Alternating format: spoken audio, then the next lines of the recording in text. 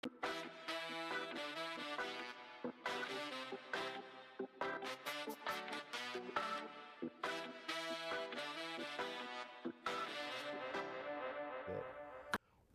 are back. It's your boy, it's Tommy D, the nonprofit sector connector, coming at you, Long Island Changemakers. Here's one of them right here. That's my friend Ray Schwetz. What do we do on this program? Every single episode, I hang out with somebody who's doing great work on the front lines, making Long Island stronger, making it a better place. And Ray Schwetz, man, we know each other. We were just talking about how we know each other. You think it was our friend Valerie Heffron? I do. Yeah. I do. I think it was Valerie. She ran Elephant Networking back, this must be 10 years ago. I talk to her like every other day, and yeah, I can't believe how time goes like that. She's the one who got me out of my shell to do more networking. Now, I don't know if you're being funny, because I make comments like that all the time, but and then people laugh because they know I've been out of my shell the whole time. You're very shy. Yes, I'm very shy. How many shows can you do today, Tommy? I don't know. Let's talk about it. So that, did she kind of give you that shove to kind of get going? Sure. I mean, I love people, so I'm a people person, so when I go to events, I want to talk to people. Yes. Initially, though, I was very shy. Yeah. Very shy person, but then gradually that came out of me, and Valerie is one of those key people. Yeah, it's funny how, I love that because, and her name came up on a show I did recently here too, and she and I collaborate on a lot of things. And I know for a fact, I've pushed her out of her comfort zone a couple times, you know, because we all need that. I believe we do. And like, when we want to do something and like these little messages in our mind kind of gets in the way. Yeah, actually. Yeah, tell me. I want to say, and she can correct me if I'm wrong, I believe that I was the first radio person to interview her. Is that right? Yes, because she was terrified to go on the show. And I'm like, you have a great story though. The funny part about that, and years ago, Valerie used to do a podcast, right? Yes. And she asked me to come on her show. And I was like, no. And I wouldn't do it. And you know me for a long time, right? Yeah. And I laugh about it too, because it just talks about how we evolve and how we change. And I realized when she asked me to do that, she was my friend, and I was, she would say a client, because I was a member of Elephant Network at the time. I was like, I won't do it. And this is going back, it's probably 14, so about 10 years ago. Yeah. And I was like, I realized why I didn't do it. To this day, I realized why I didn't do it, because I was concerned that I'd be asked a question and I'd answer it, and it would be like forever out there. Right. And I might have said the wrong thing. It might have been the wrong answer. Not about me or whatever, but if it was related to business. I remember I was representing a large company at the time. Yeah. So I said, no, I'm not going to do it. And then I laugh about it because, as you and I were sitting here a little while ago, I'm coming up on 200 episodes of Philanthropy in Focus. We got this cool project. Thank you. That's awesome. That's 200 different opportunities to tell stories with nonprofit organizations. Yeah. And today I was actually telling you, this is the great hoodie I got. It says on the back, Long Island Rocks, which is a cool hoodie. I can't help myself. You put me in front of some hoodies, and I gotta grab one. I have to do it. Of course. You know, you gotta have the swag. And your company, Jovia, you guys are always representing. I see it even on the shirt now. I know. Of course. So I want to ask you about that part about networking, because you say you sort of do you consider yourself, are you introverted then? Well, I think that's my default, but I'm sure a lot of people would disagree, including my wife. No, what I feel like is I have zero issue. If you tell me talk about Long Island Music and Entertainment Hall of Fame, I can go and talk about it in front of anybody. Sure. I can tell anybody, I can go walk up to the CEO, talk about it. If you ask me to talk about myself, a little tougher, tougher. Just because A, you don't want to say the wrong thing, because then it's out there forever. B, you feel like, oh, am I talking about myself too much? Because, so I was raised a Catholic. I still am Catholic, but you have that mentality like it's about others. You want to help others. Yeah. Like that's. Yeah, well, we know that for all the work we do in the community. Yeah. And when you do that, you're doing the right thing, and somehow everything seems to work out. I got a trick for you. Yeah. Well, so I'll actually act it out to explain how it works. Okay. So Tommy D loves to talk about himself. Tommy D's the biggest fan of Tommy D. See what I did there? Yes. So it isn't me, man. I wasn't doing it. Right. It's kind of like Fight Club.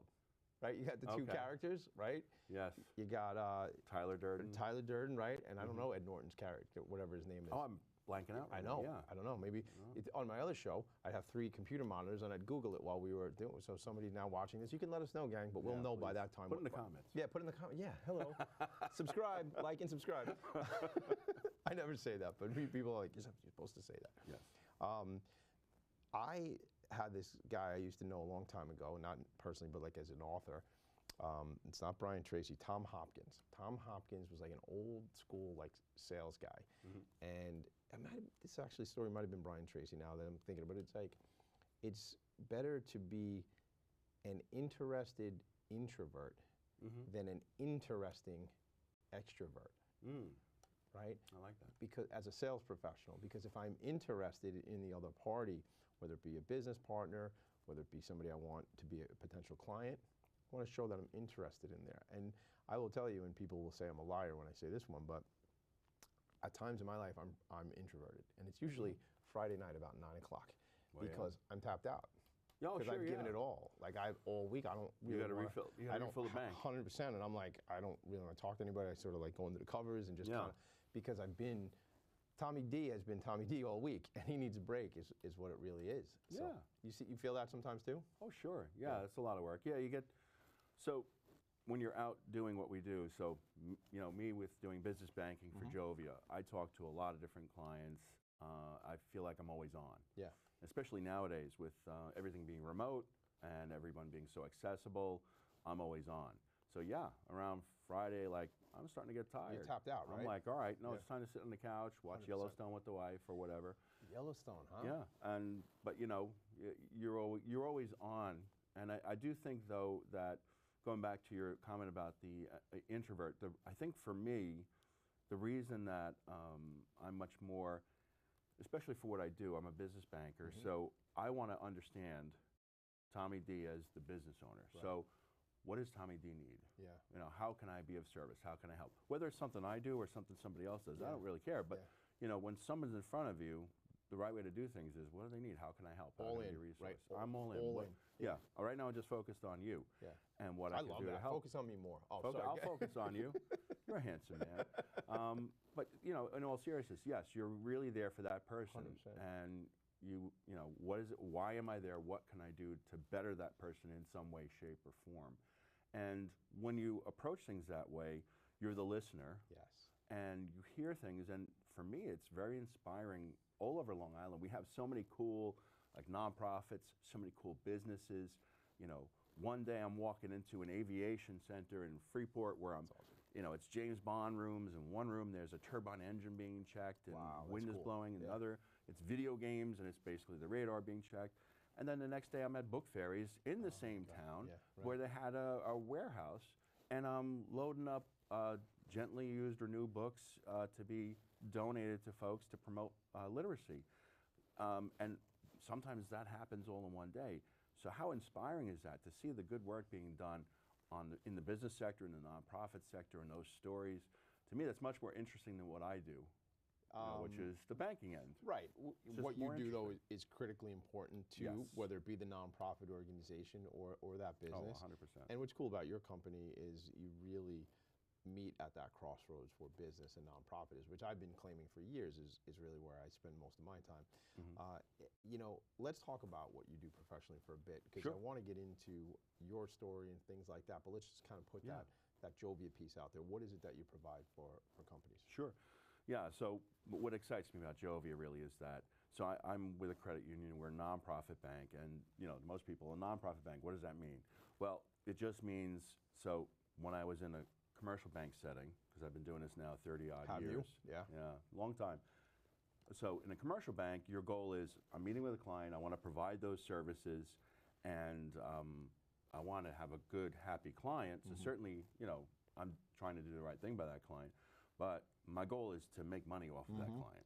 It's a business. You need like I remember, so I used to work at ADP for many years in payroll sales, right?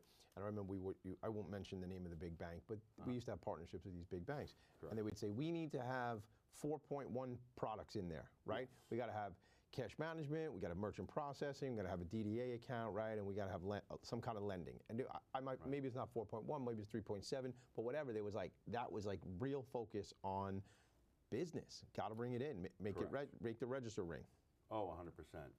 And I'm not going to say, so there's certain aspects of doing business banking within a credit union that's similar to the commercial banks, because obviously, sure, we want you to use our services. We want you to use a checking account. We want you to use the different products that are aligned with that, such as merchant services or such as an overdraft. Or, sure, we want you to use those things because those things further the mission of the credit union. Because what happens with all the profits, if it's not being paid to an external shareholder, it goes back to the membership. It goes back to you. So you're getting better rates. I am a member, by the way. You're a member, right. So Tommy D is getting better rates. That's great, on his deposits. Based on the work you're doing, so everybody wins. Correct. It all goes back into that. And also, look, I mean, everyone is concerned about our environment. Everyone's concerned about our community. Credit unions, you know, are, you know, part of what we do is we have to give back to the community and make sure that our community continues to thrive. And it's not just like a community reinvestment thing that has to be done and check a box. No, we're really rolling up our sleeves in the community. So, you know, I have clients that are nonprofits, and our community involvement committee team, you know, I introduce them, they're in, and we're doing things like, I think you know Greta Gwarton, Long Island Coalition for the Homeless. So you just posted something recently. I just saw that. Yeah, I had them. Well, I had them on my radio show. Oh, you did. So listen, shout out to Greta. It's been years. She's awesome. I would love to have her on Philanthropy in Focus. You so have maybe, to have her on, let's see if we can work that out. Her and Rosemary Ortlieb, who's doing a great job helping her, and Bailey Reikkinen. Yes. And I mean, I met them a number of years ago. I powerhouses. met Bailey. Oh man, you know, when was I? And don't forget Milo. Milo is Greta's dog.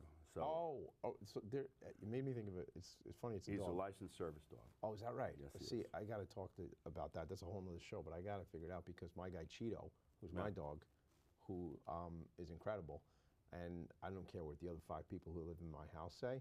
He's really my guy. He's your boy. He is, and they all sort of are starting to realize that Cheeto's my guy. But he's so helpful for, like, you'd say service animal, and I take that seriously. But I love what a lot of the service dog organizations are doing and all this type of stuff. And amazing. Yeah, it's incredible. I was talking to a friend of mine who's over at Canine Companions, you know, here on Long Island, and great group. Right, of course. Milo, though, there was a movie, Milo and Otis. Remember that movie? Sure, yeah. With the dog and the cat? Yeah. And it was like, they didn't speak like cartoons speak, but there was like a narrator of their 2 voices and stuff, and they were getting in trouble. Like, they'd go in a creek, and they were in the woods, and it was all, my brother loved that movie. Do you remember? I know you like movies and TV and stuff. Yeah. So, do you remember HBO when we were kids, where HBO would play a movie at 8 o'clock in the morning, and then the same movie like 8 o'clock at night? Or maybe it was 9 o'clock and 9 o'clock, whatever it was. And you would get to see the movie twice in a day when we didn't have just, you know, a machine where you could type in and watch a movie in seconds. But I remember that. So I remember my brother watched Milo and Otis in the morning, and then Milo and Otis in the evening and stuff like that. So things you remember, you know? Yeah. So talk to me about Greta. I was going to say, I remember the last time I was out this when I first met Bailey, right? Yes. We were doing something. It was with actually another financial institution here on Long Island. They call me sometimes. They say, "Hey, Tommy D, we're going to volunteer. Do you want to come with us?" Because I like to. Actually, a friend of mine, Scott. I'm gonna keep that in mind. Yeah, well, listen. You don't threaten me with a good time. I will be there any day. I love to. This happened to be a thing where we were planting. They have that garden, the vegetable garden outside the building, on the side of the building, and we were like weeding, and they were. You know what it was? We planted potatoes. Yeah. I never got to go back. Those potatoes must be huge by now. Or maybe somebody else dealt with it already. But well, we did the weeding, so we were probably there a little before you said then you could do the planting. Yeah. But it's a great way to help the nonprofit, and they need that. It's a great team building activity. 100%, yeah. You know, and it lets, you know, it's not just me as the salesperson trying to be out there and doing the right thing. It's, you know, the people behind the scenes who have passions, like they get to explore that 100%. also. So it's so cool. Because you're always out. Fun together. Yeah. Right, but the team who might be at back office and stuff like that, they don't always get to be out and do things. I mean, there's a certain part of your organization, and you know, we know who the names are that are out every night doing this stuff and getting involved. But I love how you're talking about team building for the rest of the people in the we just organization. represent a fine institution. Working for Jovia is a joy for me. Is it? Like, Yeah. it's not a play on words. No, it is. I know, because I've seen it. I got joviitis. Yeah. I think it might have been when I gave you a hug when I saw you last night. I think it's contagious. It is contagious. That's why I hug everybody. You should. You should. My friend Yolanda Rabano Gross, who's the CEO of Options for Community Living, I just actually recently introduced her to one of your colleagues. and it looks like there's going to be some cool stuff going on with them and with Jovia. And I was excited because when I introduced her to your colleague, she said, she goes, I see your commercials. I love you guys. I said, she's got joviitis. I was worried. I don't know the cure.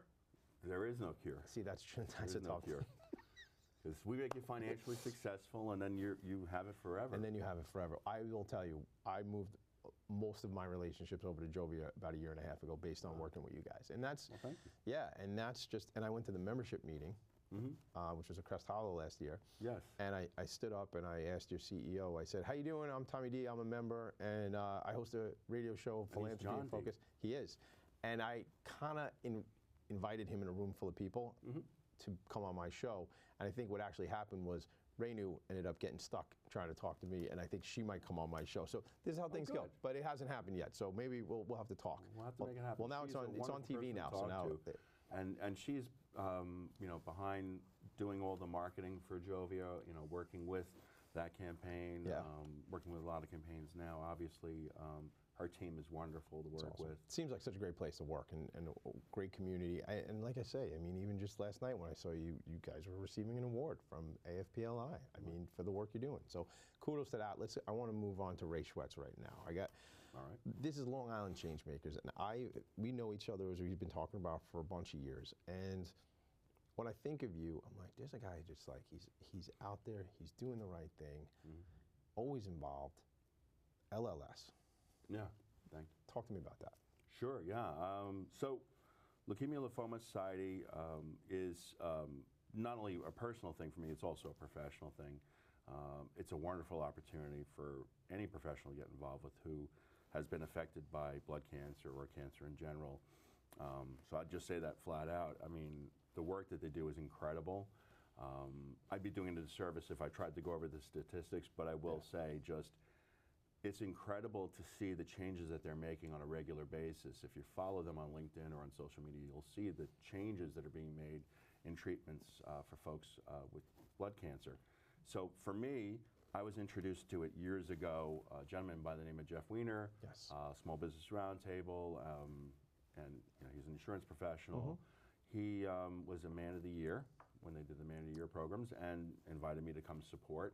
And I was there, and I was so impressed by the organization and the stories of courage of the survivors, the people who are there who are going through treatment. And it was not like you go to a cancer thing and it's somber. It was like a celebratory, you know, and so organized. And so I fell in love with the mission, as you often do when you meet with a nonprofit. And then for me, it became personal because I wound up with cancer. My cancer is not a blood cancer. I had a growth inside my jawline, and so it's like I had neck cancer. How long ago was that? 9 years ago, roughly. And so you had already had exposure to the organization. Yes. And then you had your own fight, your own battle. I had my own fight, my own battle, and when I was there, I would see. I should also preface this by saying it was months after my niece passed. Well, my niece. We have a family friend, and you know, you call aunt, uncle. And Bella, you know, we consider her niece. She passed away before her 8th birthday. Oh my God, I'm so and sorry. This happened months prior to my diagnosis. I went to her, the physician at Memorial Sloan that worked with her, and was, you know, because I felt like he was an expert in head and neck cancer. Plus, the wife told me to do it, so you do what the wife says. Well, that was I don't know about part Tommy of it. D, but Ray Schwetz does what the wife says. When I talk to Tommy D, I'm going to tell him that's what he should do. That's what he should do. Happy wife, happy life, they say. 100%. But I heard another one, happy spouse, happy house. Yeah, I like that. I like that one too. That works. You know, we talk about inclusion, right? 100%. Yeah. Yep, I like that. So, yeah, just to flash forward. Yeah, you see the doc, and I see the doc. I'm diagnosed. I go through the treatments. I'm seeing the kids going through treatments that I'm going through, and obviously it reminds me of what she went through. And I'm just thinking, why can't we change this? So I looked into organizations that really had an impact on cancer. You know, children affected by cancer, and LLS, the work that they were doing. Everybody's doing great work. Of course. American Cancer Society, all these other organizations, they're doing great work. But what I really loved about LLS was just the way the patient advocacy, working with the family, helping children. And we're so close to a cure for so many of these cancers. Is that right? Yes. Blood cancer, the reason that, so blood is very easily accessible. It's the one organ that you can very easily get to. Sure. So you can do the research on it. And that research then applies to all different types of cancers. So It's not just one. It's yeah. Wow. So it's the level of what they could do with the research. To me, was awe-inspiring. Again, the patient advocacy and seeing the results. Yeah. I was very impressed, and I said, "That's the organization I want to work with." And I have been working with them for years. Last year, I chaired the Light the Night festivities, which, if you've never been, I have not been, but I want to hear about Light the Night. I've heard about it for years. From you often. I want to ask you though, you had there was an event leading up to Light the Night. So Light the Night is in October, September, something like that? Yep. Usually it's, I think, first or second week of October. So this must have been springtime or something like that. Yeah. And you remember the night that young girl, she gave a speech, and her dad, she was unbelievable. I don't know if you Penny. know her. Penny. Oh my God. Penny I met her, and you know what? I said, I hope she's doing well. I said, she was due to finish, I think, in July, and now it's more like September because, sometimes if a child's not feeling well, it gets dragged out a little kind longer. of, pace delay it. things. Yeah. So my understanding. Well, she was a doll, and oh my God. She named her team Penny Power. I had said, and I'd love to hook up with them again because I had a really nice conversation with her and her dad, and I was like, listen, I'd love to interview her. You know what? Actually, she should. Can you leave? I'm gonna put Penny here right now. Yeah. But like, we should like. It'd be a much better show. She's awesome. She's incredible. I mean, she got up and she was funny and she was right on. But that's the stories, man. That's the stuff. How could you not be inspired by that? And that's what inspires me. And it, honestly, doing the work that I do, it really ties into making sure that the organizations can be successful. Yeah. So just to kind of wrap that up nicely in a bow. So Adam, Penny's father, will be chairing. Oh, is that right? I don't know if I'm giving up secrets before they're out, but you heard it here maybe first on Tommy D's. Well, this is Long Island Changemakers. Where else are you going to hear it? This is all the breaking news. Like, I feel like we should beep, beep, beep, beep, beep, breaking news. Breaking news. That's great. Well, then you know what? There's another reason why I should either interview them on Philanthropy in Focus or interview them here. We'll make that happen. Because listen, it's critically important. And what I talk about, and I said it on my program this morning, when we were talking about time, treasure, talent. That's what we talk about in the nonprofit sector. I can write small checks. I have friends who can write larger checks. Some people want to, can donate maybe $5 or $50 or $500, right? That's only one way you can add value. It's talent, it's time. It's like we talk about, you can get out and you can go to a nonprofit organization that needs support, and you can separate food stock in a back. You know who I interviewed? I interviewed them for the Long Island Imagine Awards, the Nest at NCC. Yes. Do you know that? Sure. So I know we'll talk about Tower Talk, but I'm an alum. I went to Nassau Community College. So when I got out of Chaminade, I flew through Nassau Community College, and it wasn't until I turned 20 and I was really attending bar a lot, and I went to Baruch, that things went a little bad, because it's not a good idea to try and get the 7 a.m. class in Manhattan when you live in Franklin Square and you attend the bar and you got home at 4:30, 5 o'clock in the morning from Floral Park.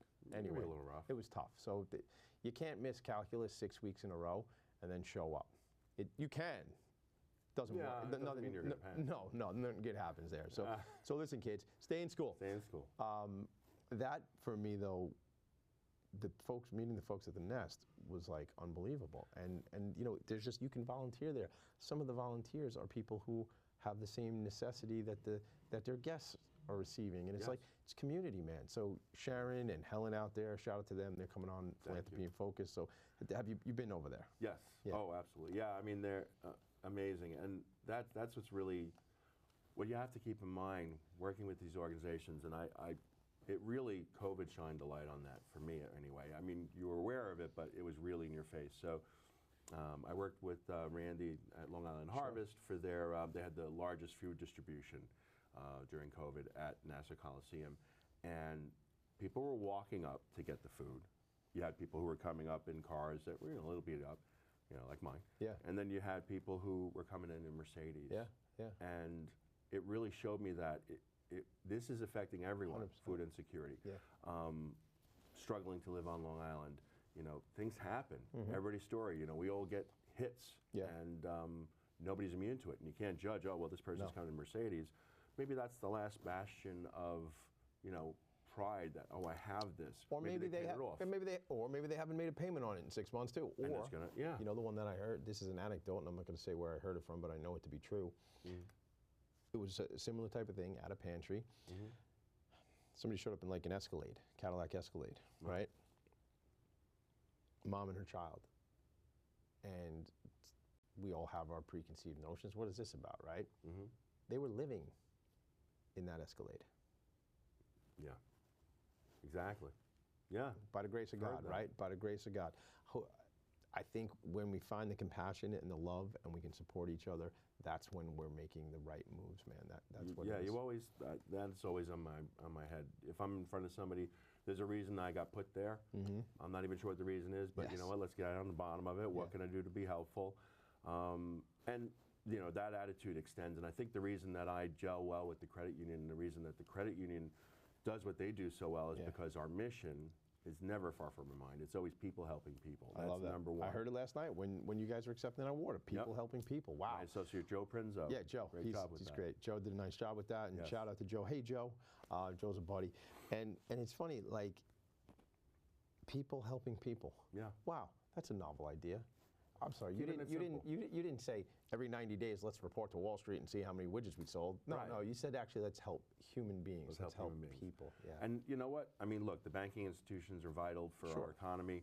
Credit unions were founded at a time where, we were in 1938, but at a time where the Great Depression was impacting people's ability to live. And a group of Valley Stream teachers got together in a basement and decided to pool their resources to help each other buy homes. Is that the story? That's how it got started, and it grew to now, $4 billion institution, but the mission is still the same. And for me, what was exciting for me coming aboard years ago was that to offer that to a business. Yeah. Wow.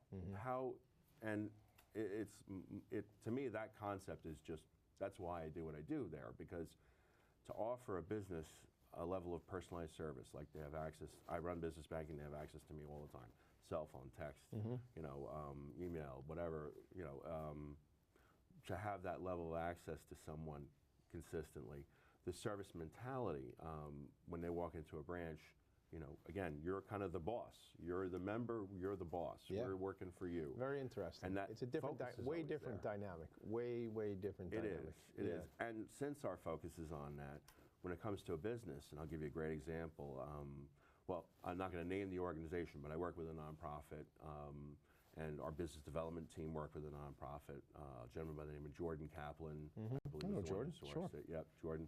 Another talented member of our team, who, by the way, plays piano and is a great singer. I heard a story that he was at somewhere recently, and there was a piano there, and all of a sudden he just started playing piano. I don't know if you heard that story. And if you call and leave him a voicemail, it's a musical. Oh, is it? It's a musical introduction. Oh my God, I got to call him. So yeah, you got to call him and then tell him, hang up and then let me call you and just leave a message. So anyway, just to get back to that, we work with a nonprofit organization and they needed a service, and the service was no longer being provided by a commercial bank, so they came to us in the hopes that we would do it. So I said, well, yes, we do that, but also let me ask you some questions, like how did it work at Bank of Blah? Yeah. And what was it that worked well? What was it that didn't work well? And the CEO said to me, so you're saying you do this, but you want to know how to do it better? Like what would, I want to know how it. Yeah, and that was novel. That was mind-blowing to him that I would ask that question, but I want to make sure I'm bringing over a happy client. And then that was part of a strategy session. It wasn't just me at the table. Right. It was, we had folks there talking about financial literacy for their employees. We had folks talking to them about, on the business lending side, they had a couple of different assets that they could use commercially to, add money to the organization without it impacting their grant money. So to have that level you have to have all that strategy, talent, though. Yeah. At Game your changer. fingertips, it is. And you're dealing with all local decision makers. Our CEO, he's a Long Islander. We do have folks who are outside of Long Island who work with us, but they're very familiar with the market because all the employees, we're all Long Islanders. years. So That's a game changer too, and Yeah. and it's hometown cooking. But I got it. We're going to run out of time, so one quick thing. Tower Yes, Talk. sir. Give me 10 seconds on Tower Talk. So Tower Talk is business radio. We're on National Community College, 90.3 WHPC. We're also available as a podcast on iTunes and iHeart and Spotify. So we interview business and community leaders. So if you want to be interviewed and highlighted, we're happy to do that. We should share guests. You could Yeah. take some of my change makers, and I'll take some of your business leaders moving around. Thank you for being my friend, man. Like I want to say, thank you for being my friend. You know, from Golden Girls. Yes. Thank you for being here. Thanks for all you do in the community. you, I brother. appreciate you, brother. Thank you so much. Thank you. Gang, that's what it is. That's the show. Long Island Changemakers. Your boy Tommy D, bringing you people on the front lines, doing the important work, making the world a better place. I say like this. Hashtag no big deal, just changing the world. Of course, it's a big deal. This has been another In Focus production. I'll see you later. Bye.